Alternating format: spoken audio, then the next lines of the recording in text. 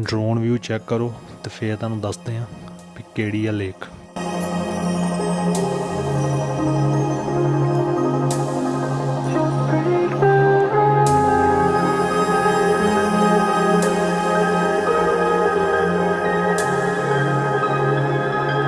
ਤੇ ਲੇਕ ਦਾ ਨਾਮ ਹੈ ਈਜ਼ੀਓ, ਜੋ ਕਿ ਬ੍ਰੇਸ਼ੀਆ ਏਰੀਆ ਦੇ ਵਿੱਚ ਪੈਂਦੀ ਆ। ਤੇ ਇਸ ਜਗ੍ਹਾ 'ਤੇ ਤੁਸੀਂ ਆਪਣੀ ਫੈਮਿਲੀ ਦੇ ਨਾਲ ਟਾਈਮ ਸਪੈਂਡ ਕਰ ਸਕਦੇ ਜੇ। ਬਿਲਕੁਲ ਹੀ ਮਤਲਬ ਤੁਹਾਨੂੰ ਅਲੱਗ এনवायरमेंट ਦਿਖੇਗਾ, ਕਿਉਂਕਿ ਚਾਰਾਂ ਸਾਈਡਾਂ ਤੋਂ ਇਹ ਪਹਾੜਾਂ ਨਾਲ ਘਿਰੀ ਹੋਈ ਆ। ਤੇ ਬਹੁਤ ਹੀ ਜ਼ਿਆਦਾ ਐਕਟੀਵਿਟੀਜ਼ ਆ, ਕਰੂਜ਼, ਬੋਟਿੰਗ, ਅਲੱਗ-ਅਲੱਗ ਤਰ੍ਹਾਂ ਦੀਆਂ ਐਕਟੀਵਿਟੀਜ਼ ਤੁਸੀਂ ਇੱਥੇ ਕਰ ਸਕਦੇ ਜੀ। ਤੇ ਨਾਲ ਹੀ ਨਾਲ ਇੱਕ ਬਹੁਤ ਹੀ ਮਤਲਬ ਵਧੀਆ ਵਾਕਿੰਗ ਏਰੀਆ ਬਣਿਆ ਆ, ਜਿੱਥੇ ਤੁਸੀਂ ਵਾਕ ਕਰ ਸਕਦੇ ਆਪਣੀ ਫੈਮਿਲੀ ਨਾਲ, ਕਿਉਂਕਿ ਬਹੁਤ ਹੀ ਵਧੀਆ ਫਲਾਵਰਸ ਨਾਲ ਡੈਕੋਰੇਟ ਕੀਤੀ ਗਈ ਆ।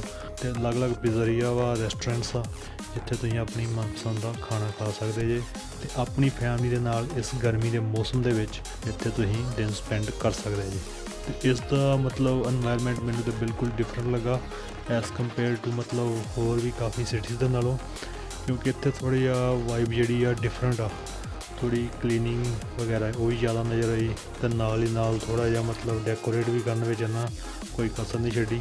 ਅਤੇ ਇੱਕ ਇੱਥੇ ਮਤਲਬ ਹੈਲੀਪੈਡ ਦੀ ਮਤਲਬ ਜਿਹੜੀ ਸਰਵਿਸ ਆ ਉਹ ਬਿਲਕੁਲ ਲੱਗਦੀ ਬੰਦ ਆ, ਜਿੱਥੇ ਮਤਲਬ ਤੁਸੀਂ ਦੇਖ ਸਕਦੇ ਬੱਚੇ ਆਪਣੀ ਫੁੱਟਬਾਲ ਨਾਲ ਖੇਡ ਰਹੇ ਆ ਅਤੇ ਡਾਈਵ ਕਰਦੇ ਪਏ ਆ ਪਾਣੀ ਦੇ ਵਿੱਚ, ਅਤੇ ਉੱਥੇ ਵੀ ਤੁਸੀਂ ਘੁੰਮ ਸਕਦੇ ਜੇ।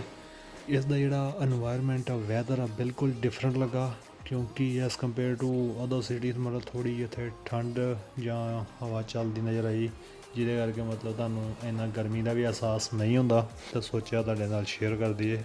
ਕਰਾਊਡ ਤਾਂ ਪੂਰਾ ਇੱਥੇ ਨਜ਼ਰ ਆ ਹੀ ਰਿਹਾ। ਅਤੇ ਬਾਕੀ ਦੱਸਿਓ ਵੀਡੀਓ ਕਿਵੇਂ ਦੀ ਲੱਗੀ। Thank you.